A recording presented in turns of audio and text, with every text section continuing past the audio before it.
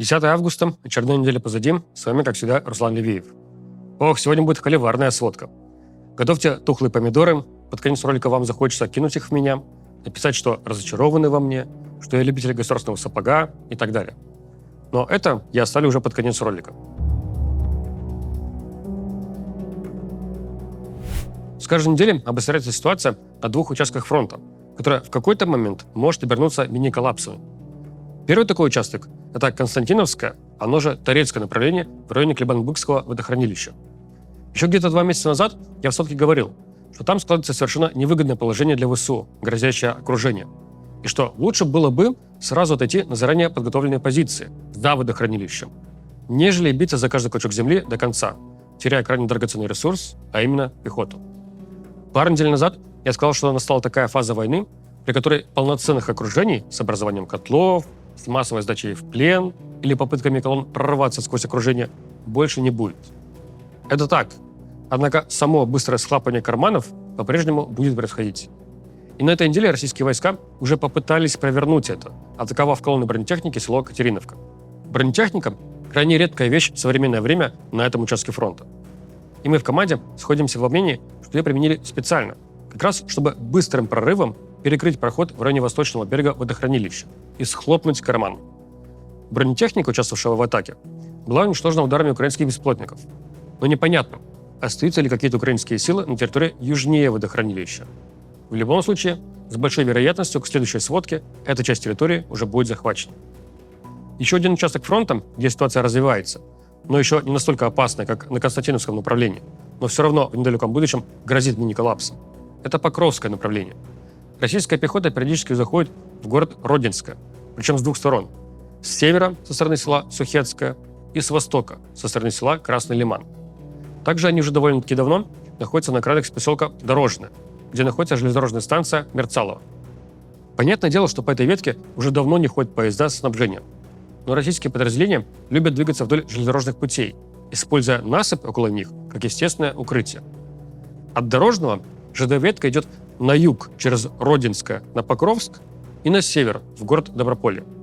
К тому же от Родинского всего 10 километров до села Гришино, через которое проходит еще один логистический путь снабжения украинских сил в Покровске. Так что как только российские военные захватят Родинское и закрепятся в нем, ситуация начнет развиваться очень быстро. Уже сейчас, если посмотреть на карту линии фронта, то заметно, как восточный фланг Покровского направления как бы нависает, например, над украинскими позициями в Мирнограде. Поэтому и от украинских военных теперь можно слышать сравнение с ситуацией в Авдеевке и Угледаре в прошлом году, имея в виду, что в двух обозначенных городах тоже держались до самого последнего момента, а в итоге потеряли и города, и людей. Солдаты с обеих воюющих сторон часто сообщают, что им приходится быть на позициях месяцами без ротации. Во многом это связано еще и с угрозой беспилотников. Обе стороны говорят, что дроны чаще убивают, когда ты находишься в движении. Опаснее не быть на позиции, а перемещаться на нее или с нее. Примерно как в игре «Кальмара», где нужно замирать, когда на тебя смотрит кукла, если не хочешь, чтобы тебя убили. Хотя в российской армии местами это довели до полнейшего абсурда. Я не знаю, кто запустил такую байку, будто бы дрон тебя не увидит, если ты замрешь и не будешь двигаться, даже если ты при этом находишься на открытом пространстве. Вот за последний год мы раза 3-4 видели кадры с беспилотников, где какой-нибудь российский солдат прямо на дороге останавливался и замирал, как манекен. В то время как украинский беспилотник спокойно подлетал к нему, кружил, а затем ударял. В том числе из-за подобной угрозы беспилотников есть проблемы у обеих сторон с ротацией солдат на передовой, подвозом снабжения и вывоза раненых. В том числе поэтому, вместо того, чтобы ввести на условном квадроцикле воду и пропитание солдатам на передовую, зачастую предпочитают доставлять ее с помощью беспилотников, в том числе наземных. И из-за такой же угрозы беспилотников порой украинским солдатам дают приказ не раскрывать свою позицию без лишней необходимости, вступая в бой с проходящими мимо российскими солдатами. Уж лучше пусть их накроют ваши же терноводы. В самом Покровске продолжают появляться так называемые диверсионные группы. А на самом деле это обычные российские штурмовики, которые смогли проникнуть в город и дойти до центра. За ними охотятся украинские беспилотники. Но вот эти проникновения в центр Покровска стали настолько регулярной практикой, что российские штурмовики там себя чувствуют уже чуть ли не как дома. Поэтому пророссийские ресурсы, рисующие карты линии фронта, теперь рисуют такой целый коридор от Песчаного через Зверево и прямо до самого центра Покровска, находящегося под контролем российских сил. Этим ситуация в Покровске, конечно, отличается от уже упомянутых битв за Авдеевку и Угледар.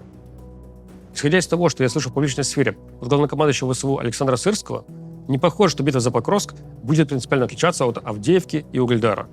В том плане, что уроки не выучены. Вот он на днях в интервью опять сказал, что мы должны побеждать, а не отступать. Также на этой неделе была годовщина украинской операции в Курской области. Сырский подчеркнул, цитирую, что украинские войска сохраняют присутствие в Глушковском районе области. Речь идет про пограничный поселок Теткино в Курской области. Оттуда действительно периодически приходят с российской стороны сообщения о новых украинских атаках. Честно говоря, у меня не укладывается в голове, на кой черт им сдалось это Теткино, когда у вас критические ситуации на двух направлениях. Ну окей, я военные вузы не заканчивал, наверное, вам виднее. Не, ну просто гляньте на карту. Теткино даже не соседствует с теми районами Сумской области, где российская армия пытается продвигаться вглубь. К тому же Покровск и Константиновка не единственное направление, где сейчас сложная ситуация. На Лиманском направлении российские войска атакуют с нескольких сторон Торское, и уже начали бои за поселок Заречное. Чуть южнее находится Серебрянское лесничество, где долгие месяцы все российские атаки заканчивались ничем.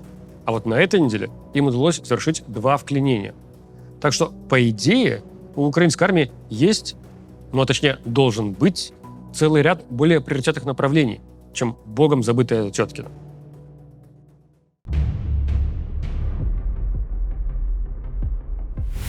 От вопросов фронта перейдем к вопросам техники.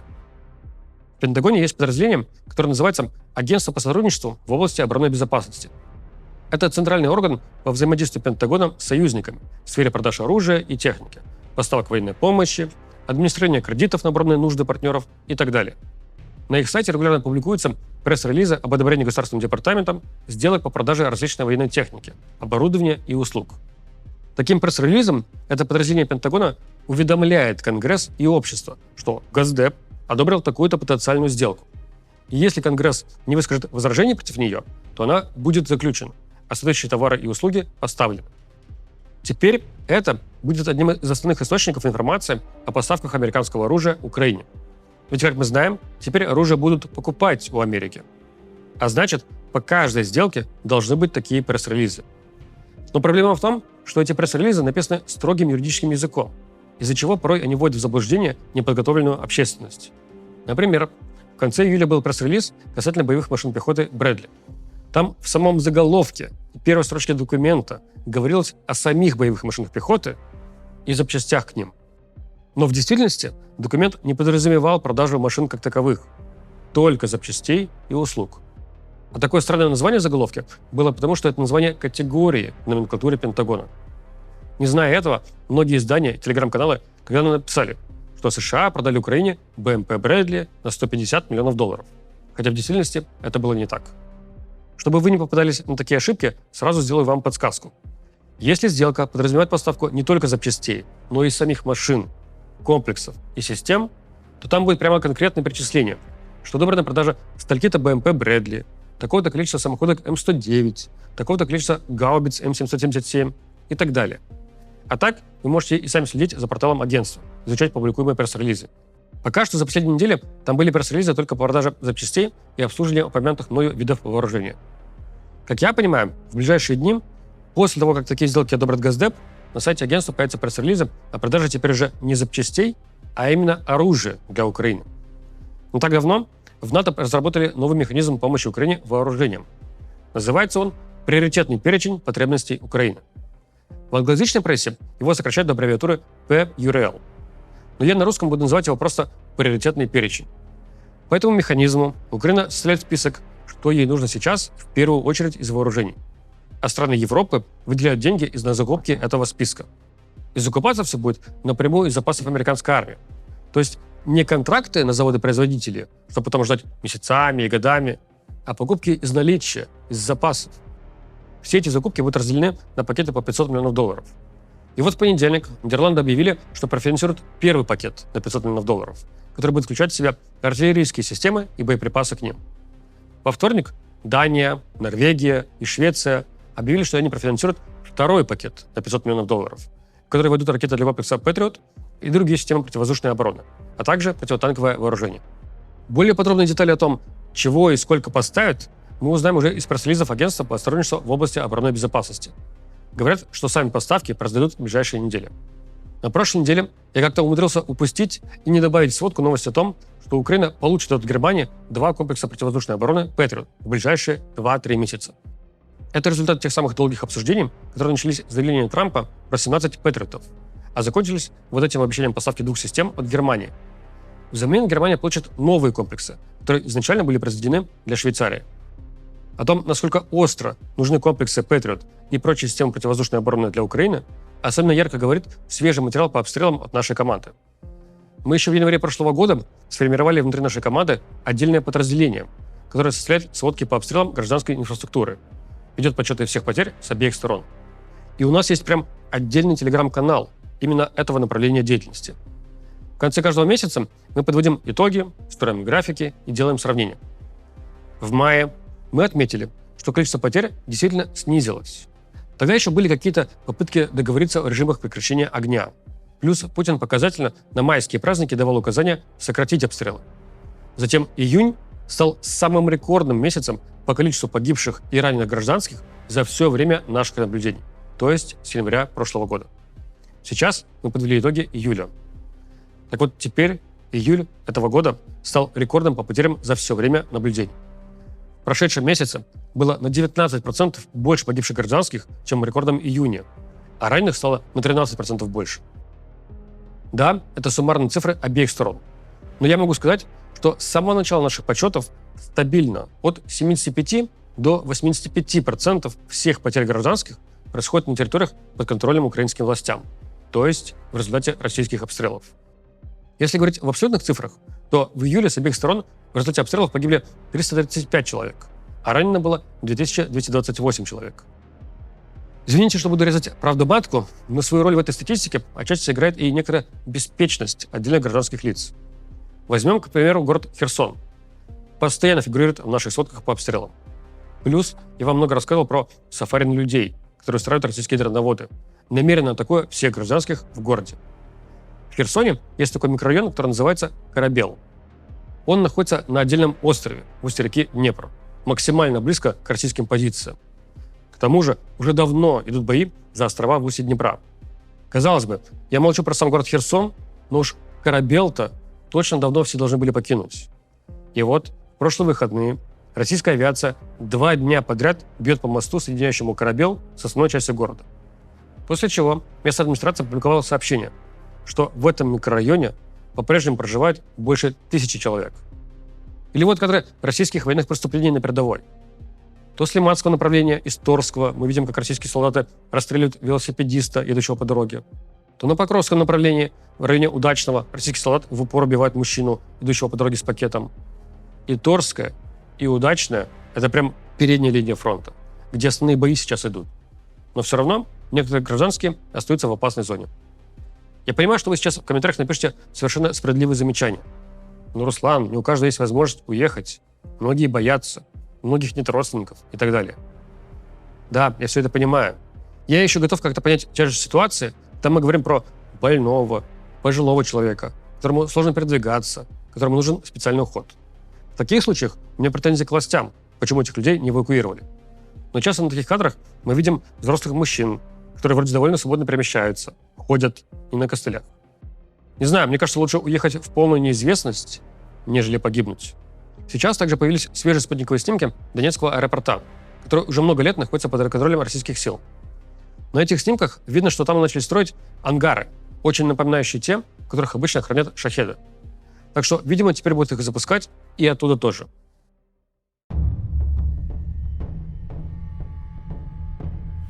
Ну что ж, давайте теперь перейдем к холивару. Я на прошедшей неделе много дискутировал с коллегами по цеху, с военными аналитиками из Украины, из европейских стран и из Америки. Относительно ситуации с войной в данный момент у нас расхождений по взглядам практически нету. Но вот относительно прогнозов на будущее у нас и завязался спор. Я не буду говорить, кто именно что сказал, это не важно. Важны аргументы, а не личности. Начались наши дискуссии с обсуждения вопросов острой нехватки личного состава, а особенно пехоты в украинской армии. темпов набора людей и вопросов дезертирства. Дальше мы начали говорить про вот эти вот все тактики тотальной инфильтрации, как это называет Сырский, имея в виду довольно свободное проникновение в Покровск тех самых типа диверсионных групп. И в итоге мы пришли к обсуждению того, чем грозит такая ситуация в будущем. Я вам уже много раз озвучивал, что, по моему мнению, да, ситуация для ВСУ сейчас тяжелая. Да, российская армия постепенно продвигается. Но ситуация в войне все равно тупиковая. Во-первых, потому что у российской армии свои проблемы есть. В первую очередь с бронетехникой. Во-вторых, потому что если настанет совсем критическая ситуация для Украины, вот прям угроза обрушения фронта и масштабного российского прорыва, то можно резко ужесточить мобилизацию и за несколько месяцев собрать необходимое количество людей, чтобы купировать опасную ситуацию и не допустить ее развития. Потому что, уж извините меня за такие циничные, в каком-то смысле бесчувственные и кровавые слова, но около 150 тысяч погибших военных за 3 года – это не все мужское население Украины. Даже при том, что значительная часть населения уехала в другие страны, все равно я не думаю, что в Украине остались только одни женщины, старики и дети, а также те, кто прям вот совсем не годен. Так что если ситуация будет прям вот совсем караул, то есть возможности купировать ее. И большая часть команды CIT согласна со мной. Вспомните осень 22 года. Контрнаступление украинской армии в Харьковской области. Тогда у России прям обрушился фронт. Российская армия побежала. Но российские власти в такой экстренной ситуации провели мобилизацию и купировали опасность. Я считаю, что в крайнем случае Украина может поступить так же. И потому ситуация в войне тупиковая. Сейчас украинские власти именно вот так не поступают. Еще дальше мобилизацию не ужесточают. Потому что, по моему мнению, такой большой неминуемой опасности нету. А каждое ужесточение мобилизации вызывает новое волнение общества. И вот тут многие мои коллеги по цеху, не из команды CIT, не согласны со мной. Всю неделю я с ними спорил, переписывался, но в итоге мне не удалось переубедить их, а им не удалось переубедить меня. Их аргументы следующие. Говорят, что момент для массовой украинской мобилизации упущен. Я не понимаю, что значит упущен? Упущен, потому что все хоть сколько-то подходящие мужчины уже покинули страну? Или, может, силовые органы откажутся выполнять указания, ужесточать мобилизацию, ходить по адресам? Говорят, что никто не хочет идти на войну, потому что не видно ее конца, ощущение, что проигрываем и так далее. Это мне тоже понятно. Но при чем здесь «хочу», «не хочу», если мы говорим про мобилизацию? Когда в 2022 году российские власти проводили мобилизацию, они не спрашивали у мужчин, хотят ли они оказаться на фронте. Мобилизация – это когда Минобороны, вот как Залужный когда-то, говорит, нам нужно 400 тысяч человек срочно. Власти составляют списки, кого призвать, рассылают повестки. Если человек не приходит, отправляют полицию по адресу проживания, работы, ищут, ловят и под руки несут в военкомат. Там не спрашивают, хочешь, не хочешь, как относишься к ситуации по войне сейчас, считаешь ли проигрываем. Никого это не волнует. Некоторые мне отвечали, что ну вот, будут столкновения, посмотри, какие кадры приходят из Винницы, Черкасов, Николаевской области. Да, столкновения в такой ситуации будут, и протесты будут, и силовые подавления полиции тоже будут. Но, увы, военное время требует военных мер. Да, я прекрасно понимаю, как я звучу сейчас. И кто-то из вас сейчас пишет в комментариях, что это попахивает каким-то военным коммунизмом, что я звучу как какой-нибудь российский военком, который во время мобилизации гребет всех подряд, и больных, и здоровых. Как какой-нибудь сторонник авторитарных мер, который требует задавить несогласных катком силовых органов. То, как проводится мобилизация, это требует перемен, безусловно. Я согласен, что как Россия в своей мобилизации допускала прорву ошибок, так и украинской мобилизации сейчас вагон вопросов. Я же говорю о самой возможности в экстренной ситуации срочно мобилизовать необходимое количество людей. Потому что от этого зависит будущее страны. От этого зависят прогнозы по исходу войны. Именно на основании такой возможности я всегда повторял, что война абсолютно тупиковая, что расчет Путина, что однажды ВСУ будут критически истощены, не сработает. Потому что всегда можно провести дополнительную мобилизацию. И вот на основании согласия по этому пункту о мобилизации некоторые мои коллеги по цеху не согласны с моей оценкой состояния войны и моими прогнозами. Некоторые из них говорят, что нет, ситуация сейчас скорее не тупиковая, а ситуация, когда Украина медленно проигрывает. Что такое медленно, в их понимании? Это значит, что в этом году принципиальных изменений не будет. И не факт, что в следующем. Хотя при этом будут периодически мини-коллапсы по отдельным участкам фронта. Ну вот как сейчас это развивается под Клебан-Быкским водохранилищем, как это постепенно назревает по Покровскому направлению. Но совершенно не тот масштаб, как это было осенью 22 года под Харьковом. Но при этом все же мини-коллапсы. И в целом, однажды, когда-то в будущем, может настать такой момент, когда Украине придется подписать перемирие на условиях Путина. Вот такие их аргументы. Напишите в комментариях, что вы обо всем этом думаете. Ну, помимо того, что я совсем уже поехал с катушек, любитель государственного сапога и так далее.